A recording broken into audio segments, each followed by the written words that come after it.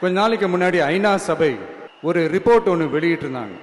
அது கூட தினத்தந்தி நியூஸில் கூட வந்துச்சு.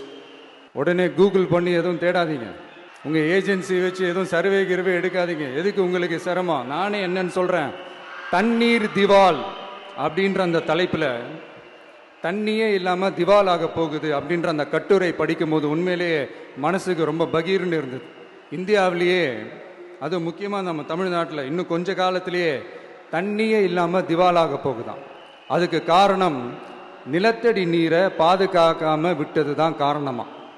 மண்ணையும் மணலையும் கொள்ளையடிச்சா பின்ன வேற என்ன நடக்கும்? மலைகளை முழுகினா பின்ன வேற என்ன நடக்கும்?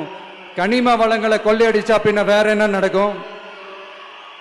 இந்த மணல் கொள்ளையில் ஈடுபட்டவங்களை மேல நீங்க சரியா நடவடிக்கை எடுக்கலன்னு அது போதுமானதாக இல்லை அப்படின்ட்டு சென்னை உயர்நீதிமன்றம் சொன்னிச்சே, மறந்துட்டீங்களா?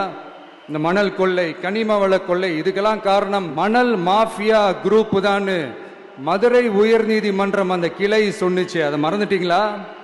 இந்த மணல் மாஃபியா குரூப்புக்கு ஆதரவு அளிக்கிறது யாரு? உங்க திமுக கவர்மெண்ட் தானே.